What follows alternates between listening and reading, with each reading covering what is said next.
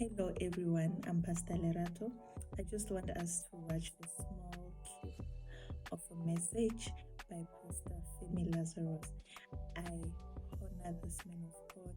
I like his teachings because he touches matters that becomes a problem within our society, especially the baggage, the problems we bring that tempers with our Christian life.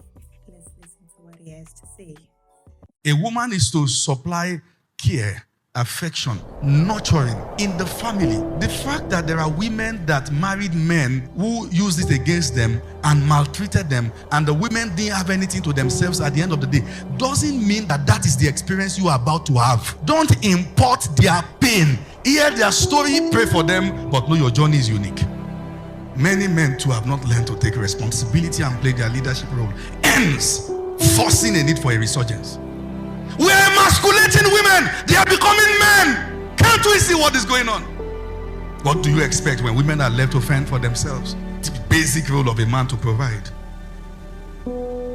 It doesn't make you less of a woman if a man provides for you. I'm a woman. I buy my thing myself. No. Nobody has said you are not a woman because he buys it. No, you are reacting against what is not. No.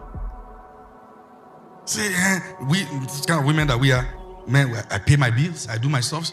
Anything you want to say it your own pocket. You're not paying my bills. Say, no. That you pay your bills doesn't mean you should be arrogant. Humility is the ornament of a good believer. You are a Christian first. Be humble. Can there things happen in the house that for a season, the woman is bringing in more resources? Yes. How do you handle that season? I hope the man will not come back and you sweep it in his face. That's your food. After all, your 8 mates are bringing money. Since you can't bring money, go and eat. And the man has learned the custom of coming back home late or not at all. Because the only place he feels useless is with you. Everywhere else is celebrated till he comes around you. And yet we blame that on the devil. We say men are king. You have destroyed the king in your own spouse and you honor another person's king. Don't emasculate women. And don't feminize men. Let's get the balance. So the imbalance that Pastor Femi Lazarus is saying is that the men are being forced to be women and the women are being forced to be men. The generation that came before us, they've suffered a lot because there was inadequate information. There was no empowerment. The term marriage looked like a goal, an achievement for a young woman that wants to have a life. They used to look at them as people that would not make it outside the men. So that actually gave the men power to a point whereby when we ask our grandparents, at what age did you marry? You'll hear ages like 12, 16. That's the age they were married into. So mostly they would marry their girls to go and have somebody to take care of them. That was the reason. So if you are in your husband's house, your husband will provide for you. Yes, those times they will go for weeks, it can be months, or they will come back every month and they are going to work. And then when they come back home with food, with money, with everything. The whole family is happy. Problem started when the man becomes tired. The man saying that he's being used to take care of somebody who is supposed to be a partner.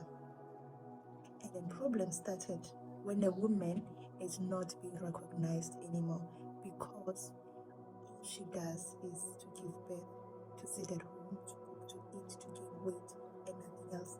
And we can't blame them because there was no knowledge then. Women were not allowed to go to school.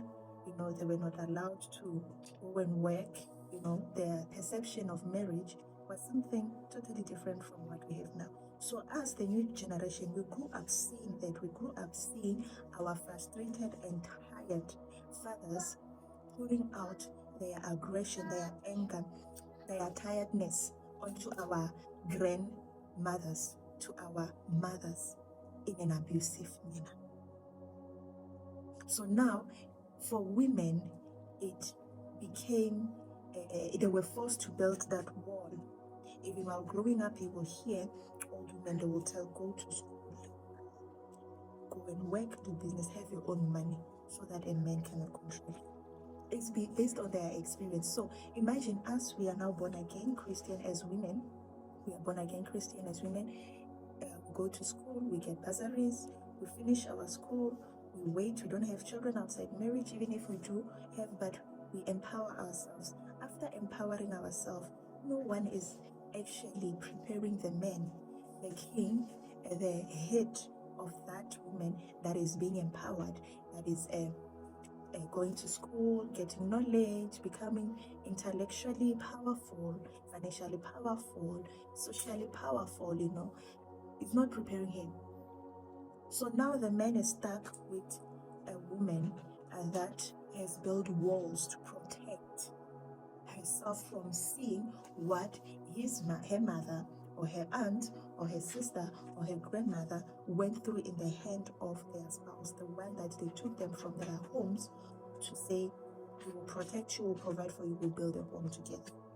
So the scars of the previous generations, our loved ones, are now transferred to us. That no, I don't want to be like my mom, I don't want to be like my grandmother. I would not allow a man to control me. I will not allow a man to do this. I'll have my own man, I'll have my own house. It's not a bad thing. But now we have to come out of that mentality, because it is not healthy as the woman. It is not healthy.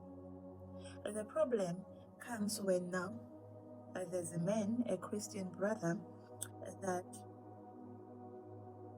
is also suffering from the same. That, okay, I've seen my mom, taking care of us. My dad, all he did was to go to work and come back with food, come back with money. For a weekend on Monday, he's gone again to go and work for us. I don't have a relationship with my dad. I can't say I can sit down with him and speak matters, personal matters. They have a lot of questions. They've also seen their women suffering in the hands of their husbands. And in the process of the dad not being present, some of them, they were molested because there was no figurehead present every day, because the dad has to go and work so he can provide for his family. So now we have this wounded man who is now born again, who believes he can do all things through Christ who strengthens him, who believes that he wants to marry, and he meets this woman with wolves. And the two parties do not undergo counseling. It becomes a problem in marriage. The lady will now fight the battles of her mother in her current marriage. You will not control me. I will do this and this and this and this. You found me. I have my own money. This and this and this and this and this. And then the man will be like, yes, both of us were working. I can't have all the bills on my shoulders. It is not fair. He passes now his aggression to the woman. So it becomes an imbalanced home. Those are the things that causes imbalanced home. Unresolved issues. The issues that you put under the carpet and say they will solve themselves out are the ones that become a problem. You now create a new cycle of generational problems that took root on your childhood trauma that you do not want to deal with. You now take it on to your marriage, and then you display that thing in the presence of your kids. You are adapting it. They will adapt the same scenario, and then later it becomes a cycle. Men and women have to come together and talk and find common ground. Those are my thoughts. Tell me what you think.